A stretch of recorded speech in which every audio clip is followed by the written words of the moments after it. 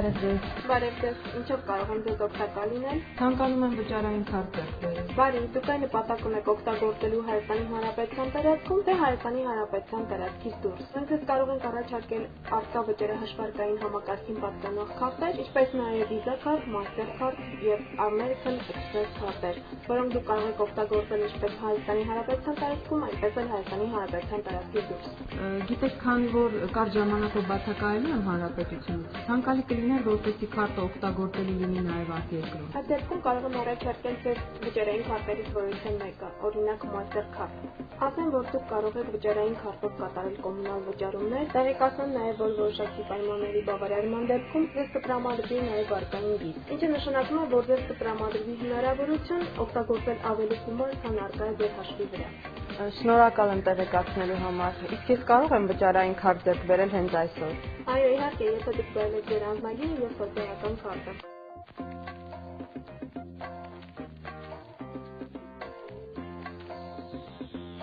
Մի քանի օրից կարող եք ստանալ ձեր վճարային քարտը։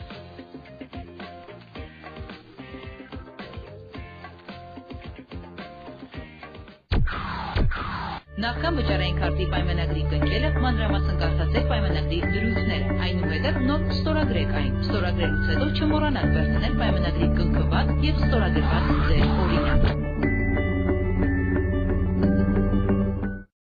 Կխնդրեի նաև, որպեսզի նշեք ձեր գաղտնաբառը, որը նախատեսված է ձեր եւ մեր բանկի միջև հեռախոսային խոսակցության ժամանակ ձեզ նույնականացնելու համար։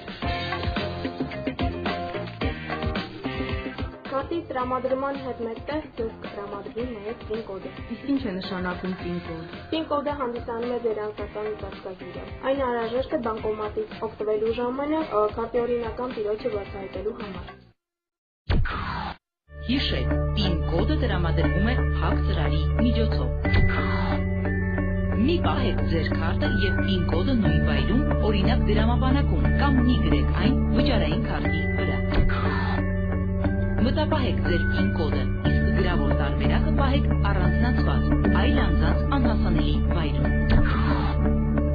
Հիշեք, ոչ ոք, ոչ բանկի աշխատակիցը, նույնիսկ ձեր հարազատ անձին իրավունք չունեն ձեզանից պահանջելու ձեր PIN կոդը։ Կներեք, իսկ դուք երբևիցե վճարային քարտից օգտվել եք։ Ոչ, վճարային քարտ երբևէ չեմ ունեցել։ Այդ դեպքում նայեք այս կողմ։ Ահա, վերևի հատվածում գտնվում է քարտ թողարկող ընկերության անվանումը։ Կենտրոնական այս մասում նշված է քարտի 16 նիշանոց համարը։ Հիշեք, վճարային քարտի վրա նշված 16 նիշանոց համարը բանկի կողմից ձեր անունով բացված հաշվեհամարը չէ։ Հետևաբար, եթե այնպիսի գործարք եք իրականացնելու, որի դեպքում անհրաժեշտ է տրամադրել ձեր հաշվեհամարը, ապա տրամադրում եք ձեր եւ բանկի միջև կնքված վճարային քարտի տրամադրման պայմանագրով բացված հաշվեհամարը։ Քարտի 16 նիշանոց համարից քիչ ներքև տրված է քարտի գործողության վերջնաժամկետը։ Այս լոգոտիպը ցույց է տալիս այն համակարգը, որին պատկանում է քարտը, Visa, Master եւ այլն։ Քարտի ներքևի հատվածում գտնվում է քարտապանի անուն, ազգանունը։